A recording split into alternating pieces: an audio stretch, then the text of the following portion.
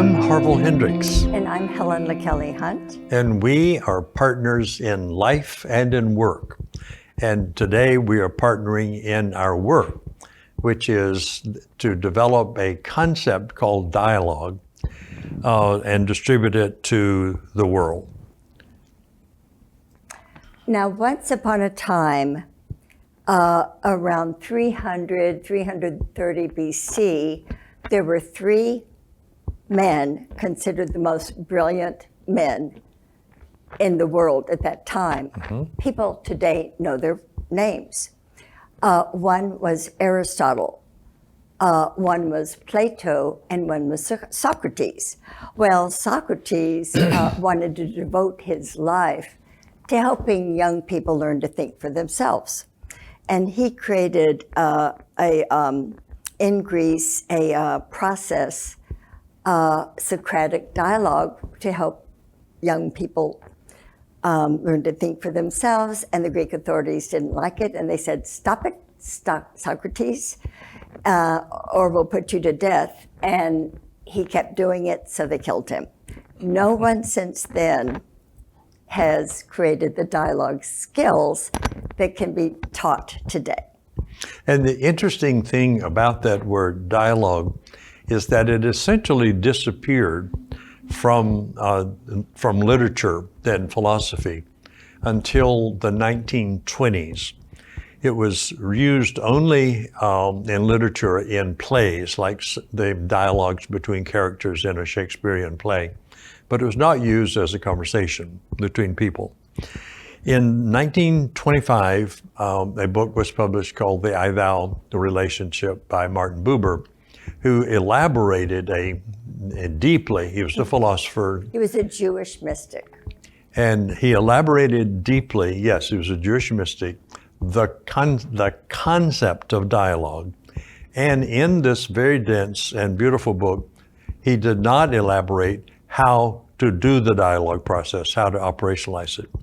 So our coming onto the scene with the use of the word dialogue is that in the 1980s, Helen and I began to work deeply on constructing a couples therapy, and that couples therapy eventually evolved the development of the concept, from the concept to an operational, so that as we talk about dialogue today, we're going to talk about how we evolved from a concept, which is abstract, to an operational process, which has become spread around the world. So we want to tell you a little bit about that, and then over the series of these podcasts, we will talk more about that, and we will talk with people in various parts of the world who are using the dialogue process in a variety of different ways. So first of all, let me say a little bit more about what dialogue is. And Helen, you may want to add to that. Well, yes, I would like, I just thought of something I'd like to share, which is true and everyone will enjoy. Okay, so would you like to do it before? Well, H.L. Hunt, I'm the daughter of H.L. Hunt. Okay. He was worried about communism. Throughout his growing up, he would always say, "I'm afraid communists are going to take over the world." But he has an oil company, and when Hunt Oil makes money, the organization Hunt Oil is in a legal document where half of the money goes to the federal government for welfare of the military, and half goes to family members to improve society. Well, guess what I got? I had funding, and guess what I got to help get into the world? Right. I proposed to Harville when he was giving a lecture on dialogue. Yes. I said, "If you marry me, let's move to New York and we'll get a book written." Right. That's what I mean by we are partners in life and work. And so they have come together, and in our different resources we brought to this. So let me tell you basically and briefly what dialogue is. We call it a new way to talk.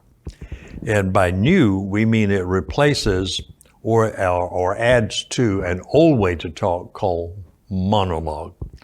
Now, ever since human beings have used language, have talked at all, they have talked in what we call monological sentences, meaning one person is talking and everybody else is presumed to be listening and either agreeing or obeying or learning or objecting to what the person was saying, and then another person would talk.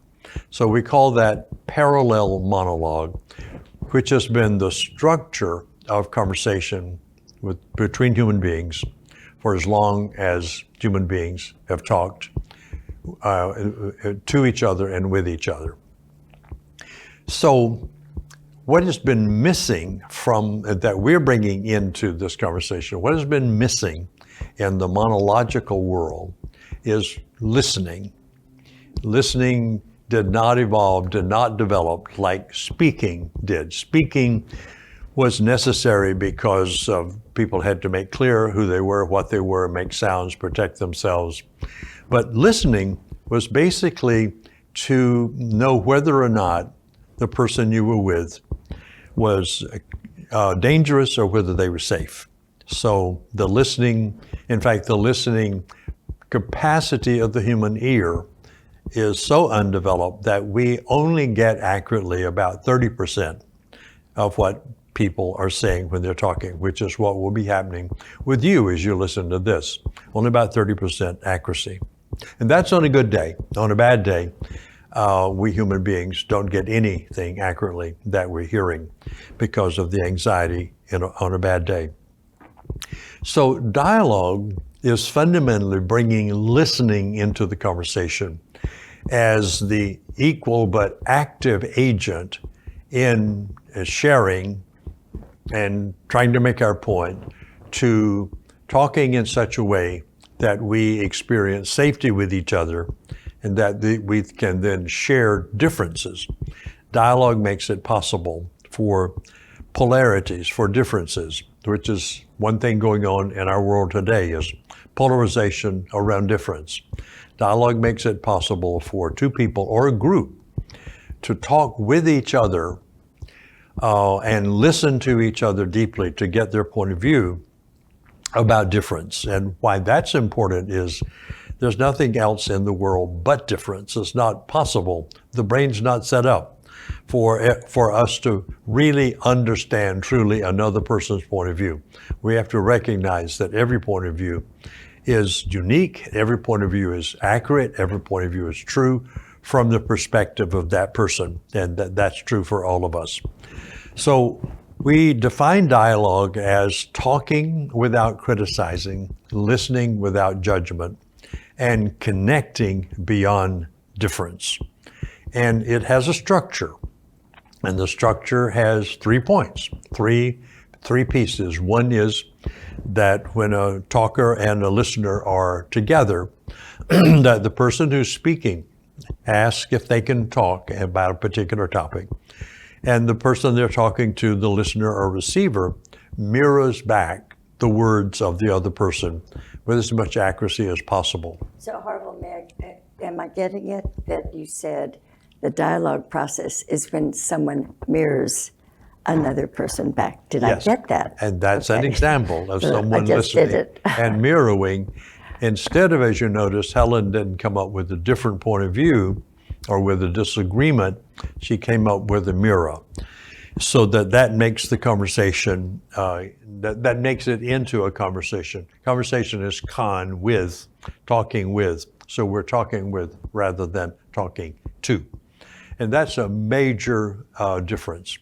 So we have operationalized it by putting what we call sentence stems together in a structure to mirror, and then to say to a person, you make sense, and we don't mean we agree with you necessarily, but we see how you are seeing it, and we're not judging it. It makes sense to you. It makes sense to you, and we're not judging it, and we're also can imagine how you must feel with just empathy with that point of view, what that must be like for you at the emotional level. And what we're wanting to do is to spread this around the world. We have a goal a vision. And the vision is that someday we will have a dialogical civilization. We'll have a relational civilization in which all conversations will be safe and all points of view can be honored and accepted without necessarily agreement, but agreement is actually disagreement is a possibility of great creativity if the other point of view is not denigrated. So we want to take dialogue to the tipping point of the world's population in 2050, which will be 2.4 billion people. Now that's an audacious plan, but we believe that this is the way somehow nature is moving, is toward that. And we call it moving from a vertical structure of organizations where people at the top talk down to the people at the bottom. So this is the monological structure and the monological conversation. So we want to move it toward a lateral organization where people are on an equal plane when they talk with each other rather than to each other.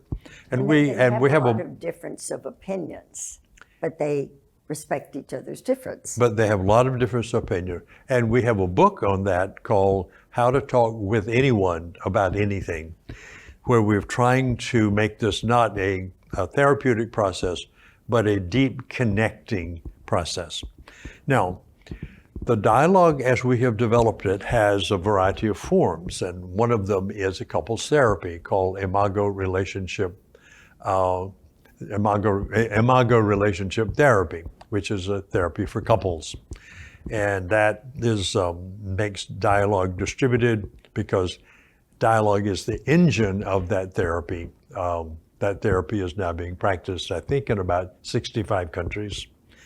And you told me the number of people about a couple of weeks ago. And how many therapists? The number of people distributing it are about 2,500 therapists who are doing that. In all those countries around the world. Yes. And we have an organization called, which is an organization of trainers called International Imago Relationship Institute, which has about 40 trainers from about 25 of those countries where they are actually training in that. And the practice of dialogue as a therapy in about 65 of those, as we said. But we also have modified the dialogue process to make it more accessible to, or in fact accessible to everyone. And we are calling this a global social movement, safe conversations, dialogue. And I'm just going to mention, he said one day to me, Helen, I'm depressed. I said, what's wrong? He said, only 14% of the population goes for therapy. Yeah. I said, what's wrong with that? He said, everybody should learn to use this. Everyone should learn to use it. So let's open a training institute for everyone to learn. Well, it wasn't a clinical depression. No. To say. It was a professional depression that while we were doing really well with couples. You said you were depressed, but you weren't. we were doing really well with couples. But you recognized that.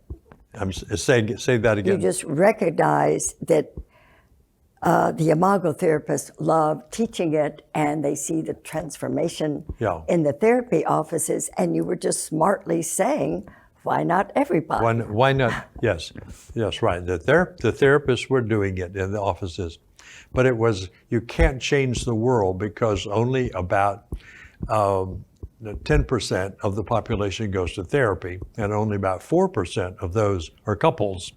So even if you changed everybody who actually goes to therapy. So we needed to move it into the public domain. And so we launched it as this movement called Safe Conversations Dialogue. Now that has taken off. In America, we trained about 500 or 600 people here in Dallas, and in the country, I'm not sure how many are actually in the nation itself, but we're now in largely in 2 countries, a lot of work going on in about 7 countries in Africa, and another big project that is going on in South Korea. And So, Harville, it was called Safe Conversation Dialogue for many years, and recently it's been renamed Quantum Connections. right, But that's the training institute for anybody. right. So quantum connections, yes. If I'm getting that, quantum connections, what you're bringing in is the training institute for Safe Conversations Anyone Dialogue. can learn to It's do. called Quantum Connections. And the Quantum Connections Training Institute is for anybody who would like to learn dialogue for themselves so they can use it in their personal life, use it in their family, in their marriage, with their children, or in their company, or in their classroom, or in their congregation, in church, or wherever they are in whatever ecosystem you're in, because wherever people are talking now, they're talking in parallel monologues, meaning that when you're talking in monologues, you're waiting for the other person to stop so you can state your opinion. And you'll either state a parallel opinion or you'll state an opposition to what you just heard. And that's normal. That's been going on for thousands of years. But we think if we can transform all conversations in all ecosystems between everyone everywhere into dialogue, one person will then talk and another person will listen and mirror them back and mirror them until they get what they said accurately. Then they'll be interested further in that and say, did I get you? And then they can say, is there more? Meaning they become curious about that person. And as we become curious about other people, we're aware of other worlds, i.e. other people's inner worlds, other people's historical experiences, are then made available to us to increase our world. So we become aware we're not living in a world by ourselves, we're living in a world of hundreds of thousands of millions of other people who have their valid points of view about what the world is like. So that's where we're working now, and we'll be over the next months inviting people from all these different sectors of America and of Africa and Korea to come with us on Zoom or in person if they can, and begin to share how they are using dialogue, what the successes have been, what the challenges have been, and what the vision is for them to do that. So we've now, in the past few months, have moved from just distributing it to what we have launched, what's called a Summit on Dialogue. And this Summit on Dialogue is now bringing all the people who've been trained together. Have come together twice to share what's going on and what do we need to do in order to spread it further. And we'll keep having those summits, and we'll keep sending out invitations, and hopefully through some means, you might get an invitation to the summit. If you know about it, you might even inquire about it so that more and more people around the world. So the summit will be a part of our reports as we go along and as we do more of those. We have also a legacy documentary on mine and Helen's lives, developing this process, which will be also coming out in a couple of months, so that there'll be more information about that. And that's, Helen, you want to add anything to this? You mentioned the how to talk to anyone about anything. We had talked about, I love studying the brain. And the 2.4 pound organ in everyone's skull is considered the most complicated. But basically, if you monologue, you're in the lower brain, adrenaline, cortisol, if you're upset or frustrated with someone. But if you use the dialogue sentence stems, you use the neocortex, and especially when you mirror someone back, did I get it? And is there more about that, which are the sentence stems of dialogue? It releases dopamine, acetylcholine, norepinephrine, serotonin, and you are a healthier person, and you have healthier relationships. Yeah. And then last, and let me just add, a healthier relationship, a healthier body, and a more integrated brain Yeah. that we've discovered through research that the practice of the dialogue process actually impacts the organizational structure of the brain that moves it from chaos to integration. Which is called neuroplasticity. The The more neuroplasticity you use a certain actually part of changes the brain. the stronger it becomes. And Right. then the next to the last sharing, I have a son-in-law who is Catholic. I'm not. But he once said to me, the way to live life, faith, hope, love, he did not know. I would put that on a baseball cap. And one day, to my shock, I got a call that Pope Francis, we are not Catholic, but someone who knew Pope Francis had created an organization called Scholas. Right. And to help young people learn to think for themselves and feel better about their lives. And Pope Francis created this in Argentina, where he was born. It went to 2 other countries, and then he was called to be the Pope and to bring his Scholas work. Well, so we were told that what should be added to the Scholas work is the specific sentence stems of dialogue. And one day we got a letter in the mail to go meet the Pope. And here's a picture of him just so happy that we came to the Vatican, because the Pope was wanting everyone who was part of Scholas to come to the Vatican. And a woman said, Helen, he's in a wheelchair, take off your baseball cap and put it in his lap. And I went, oh no, there's no way. And Harville said, yeah, Helen, do that. So I put it in his lap and he put it on his head. And I had to get another, I've had more made now. But Pope Leo also, again, we're not Catholic, but he is saying he wants bridge building to be a part of his papacy. And he wants to continue the work of Pope Francis. And the word dialogue is on the news occasionally, which is nice news these days. So that's our project, is to bring a new way to talk to civilization, with the hope that civilization will move from being person-centered, individualistically centered, to relationship-centered, and we may someday have a relational civilization where everybody will be free, fully free.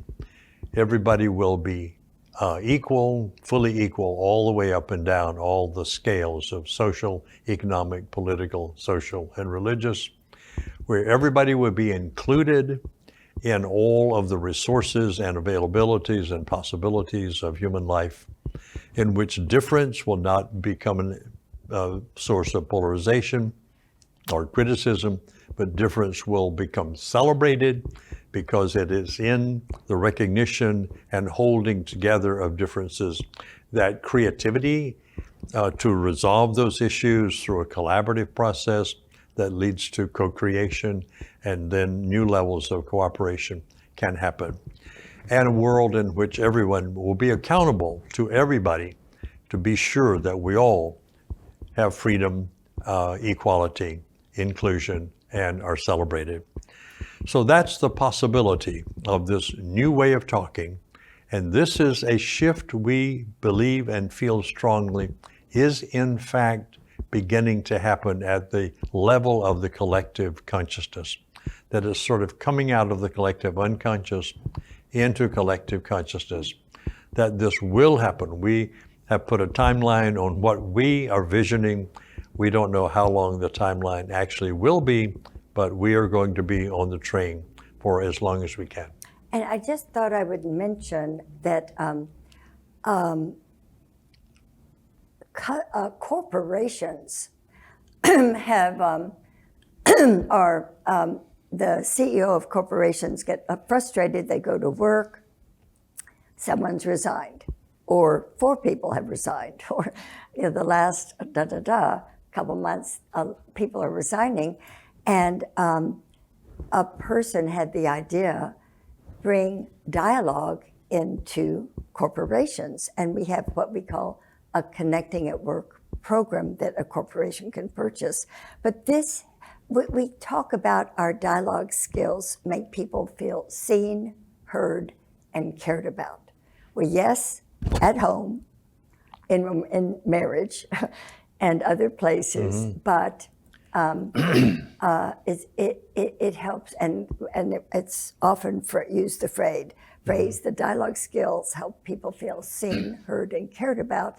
So now corporations can purchase a product to make their corporation work better. So Helen, if I'm tracking you, you are indicating that the specificity that dialogue can be used in corporations, and that the piece of the dialogue that I didn't mention is that human beings have a fundamental need, which is to be seen, heard, and valued.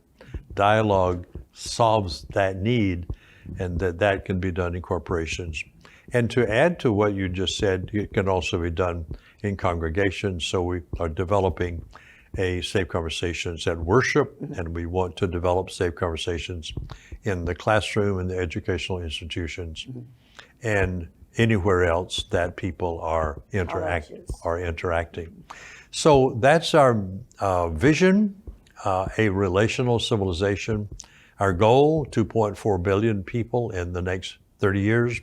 We'll be teaching, we'll be practicing dialogue experiences, not just hear about it, but have actually taken it on as a new way of talking, and that peace on earth will eventually come through this development of a capacity and a technology for us to understand each other, see each other, accept each other, and then study war no more. So thank you for listening, and we look forward to sharing with you more as we do the podcasts that are coming up. Helen, do you have a closing word you would like to say? I'm so glad I met him, because the funding is there, and guess what I get to do with it? Well, without you, none of this would be happening. Well, because but really, you are a healthier person when you use dialogue also, and have healthier relationships. Yeah. So thank you very much, and we'll see you hopefully down the path.